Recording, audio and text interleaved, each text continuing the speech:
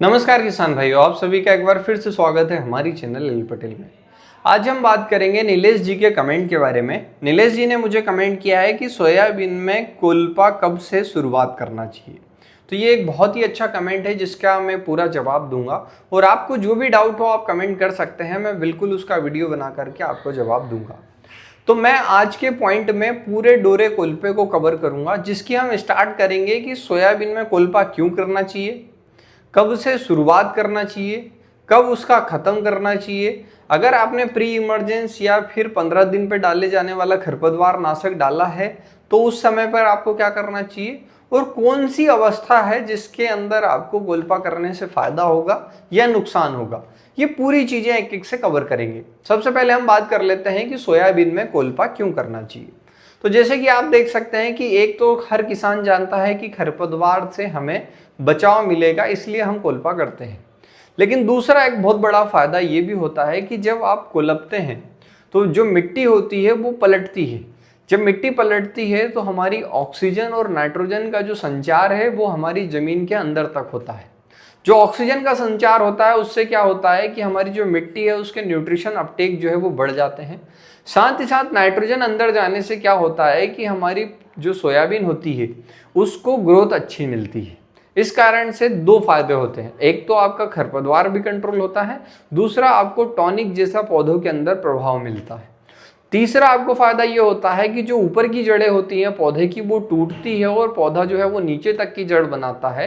तो उससे क्या होता है कि जब आपका विपरीत मौसम होता है या फिर बहुत अत्यधिक सूखा पड़ता है उस टाइम पर डोरा कोल्पा करी हुई फसल को बचाव मिलता है, क्योंकि पौधे के पास मिट्टी आ जाती है, जड़ें नीचे तक चली जाती है, तो उस फसल को फायदा ही होता है। कुल मिला के अगर हम देखें तो डोरा कोल्पा करने से फायदा हमेशा होता है। अब हम बात करते हैं कि सोयाबीन में कोल्पा कब से शुरुआत करना चाहिए, मतलब डोरा कोल्पा कब से चालू होना चाहिए। तो आपको ये देखना है कि आपके जो खेत है उसके अंदर जो आपका पौधा है वो मिट्टी से दबना नहीं चाहिए। जिस टाइम वो स्टेज आ जाए आप कोल्पा कर सकते हैं, चाहे वो आपकी 12 दिन पे स्टेज आए, 15 दिन पर स्टेज आए या 25 दिन पर स्टेज आए। जिस स्टेज पर आपका जो मिट्टी है उससे सोयाबीन नहीं दबे उस स्टेज पर आप डोरा कोल्पा करेंगे तो आपको फायदा होगा।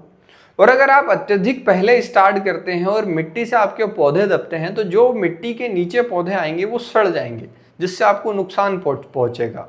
आपके जो प्रति एकड़ पर पौधा की संख्या है वो कम होगी। उस अवस्था में आपको डोरा कोल्पा नहीं करना है।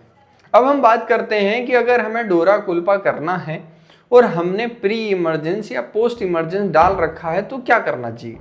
जिन भी किसान भाइयों ने प्री इमरजेंस डाल रखा है, मतलब 72 घंटे वाली खरपतवार नाशक डाल रखी है, उन लोगों को ये डर रहता है कि मेरी लेयरिंग खत्म हो जाएगी जिससे कि मेरे खरपतवार उगेंगे।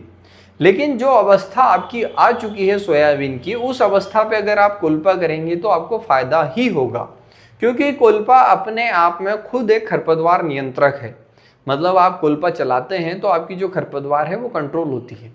दूसरी बात, जितना केमिकल लंबे समय तक आपकी मिट्टी पे रहता है उसका रिजल्ट धीरे धीरे कम होने लगता है। इसका मतलब ये कि 15 दिन के बाद वो 25 दिन पे अपना असर खत्म कर देगा। उससे पहले अगर आप कोल्पा करते हैं तो आपको विशेष नुकसान नहीं बल्कि फायदा ही होगा। इसलिए आप ये बिल्कुल ना सोचें कि मैंने प्री इमरजेंस डाल रखा है तो उसकी लेयर टूटेगी इसलिए मैं कोल्पा नहीं करूं। अगर आपको मौका मिलता है तो प्री इमरजेंस डाल रखा हो या पोस्ट इमरजेंस डाल रखा हो आप कोल्पा चलाएं। पोस्ट इमरजेंस वाले भी काफी किसान भाई ये सोचते हैं कि मैंने कल ही स्प्रे किया है तो मैं आज उस पर डोरा कोल्पा चालू करूं या नहीं। मेरा ये मानना है कि अगर आपको डोरे कोल्पे का मौका मिलता है तो आपको चालू करना है। आप ये बिल्कुल ना सोचें कि मैंने कल दवाई डाली तो आज क्या होगा। अगर दवाई का रिजल्ट जो आना है वो 24 घंटे के अंदर पौधे के अंदर एब्जॉर्ब होकर धीरे धीरे वो रिजल्ट देना चालू कर देती है। आपने आज डाली और कल आप कोल्पा चलाते हैं तो दवाई को कोई दुष्प्रभाव नहीं पड़ेगा। इसलिए अगर आपकी अवस्था होती है तो आपको कोल्पा चलाना है, फायदा ही होगा। अब उसके बाद में हम बात कर लेते हैं कि आखिर में कब तक हमें कोल्पा चलाना है। मतलब काफ़ी किसान भाइयों के मन में ये बात भी होती है कि हम लास्ट कोल्पा कब तक चला सकते हैं। तो सीधी सी एक आप चीज़ देखिए कि जो आपके पौधे हैं उनकी जड़ों में राइजोबियम की गांठ बनने से पहले तक आप सोयाबीन में कोल्पा चला सकते हैं। मतलब बारीक बारीक गांठें बनती है, आपने देखी होगी, उसके अंदर ऐसा लगता है जैसे डीएपी के कण होंगे या फिर डीएपी होगी और उसको पचकेंगे तो उसके अंदर से पानी जैसा निकलता है। वो जो बैक्टीरियल गांठ होती है वो बनने से पहले पहले तक आपको सोयाबीन में डोरा कोल्पा चलाना है, और वो बनना दिखना चालू हो जाए आपको तो कोल्पा बंद कर देना है। उसका कारण ये है कि वो उसकी फुल मेच्योरिटी लाइफ आती है, मतलब जो वयस्क अवस्था होती है उस पर सोयाबीन पहुंच चुका होता है। उसके बाद में सोयाबीन बहुत ज़्यादा जड़ों का विस्तार नहीं करता। अगर आप ये सोचते हैं कि नहीं मेरे को तो उसके बाद भी करना है, गांठें दिख रही है तो मेरे को क्या दिक्कत है, तो उसमें क्या होता है कि जो पौधा होता है वो मेच्योरिटी की ओर बढ़ने लगता है, मतलब वयस्क अवस्था से बुढ़ापे की ओर जाता है, तो वो जड़ों का बाद में विस्तार नहीं करता। इस कारण क्या होता है कि जो मुख्य जड़ें होती हैं वो अगर आप डोरे कोल्पे में काट देते हो राइजोबियम की गांठ वाली, तो आपका उत्पादन घट जाता है। इस कारण से जितने भी वैज्ञानिक है या कृषि सलाहकार है वो यही सलाह देते हैं कि जब तक गांठ नहीं बने तब तक आपको डोरा कोल्पा चलाना है, और जैसी गांठ बनती हुई दिखना चालू हो जाए तो आपको डोरा कोल्पा बंद कर देना है।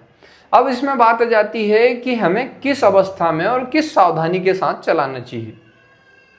तो काफ़ी किसान भाई अत्यधिक जल्दी भी करते हैं, उन्हें यह दिखता है कि मुझे हल्का सा मौका मिल रहा है तो मैं डोरा कोल्पा चला दूं। लेकिन डोरा कोल्पा चलाने के लिए सबसे बड़ी शर्त ये होनी चाहिए कि आपके यहाँ पर सूखा होना चाहिए। ऊपर की जो लेयर है या फिर मिट्टी की जो ऊपरी परत है कम से कम 1.5 इंच तक की सूखी होनी चाहिए। अगर आप ये सोचते हैं कि मैं गीली परत पे ही कोल्पा करूं तो वो आपको फायदा नहीं करेगी, उसकी बजाय ट्रैक्टर आपके खेत में घूमने से नुकसान होगा। कैसे नुकसान होगा वो भी मैं बताता हूँ।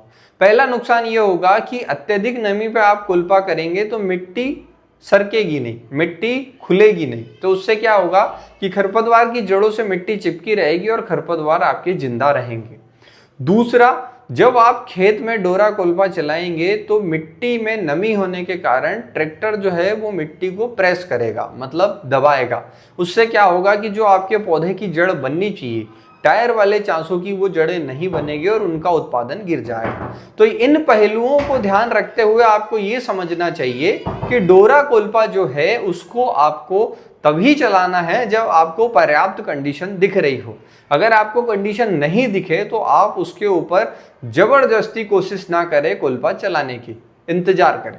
तो यही सब कुछ है डोरा कोल्पा चलाने की डेट से लेके अंत तक, कब, क्या, क्यों, कैसी स्टेज होनी चाहिए उसके बारे में। आपको अगर वीडियो पसंद आया हो या आपके कोई किसान भाई डोरा कोल्पा चला रहे हो और उनको इस जानकारी की जरूरत हो तो उन लोगों में शेयर करें, साथ ही साथ चैनल को सब्सक्राइब करें। बाकी वीडियो देखने के लिए धन्यवाद।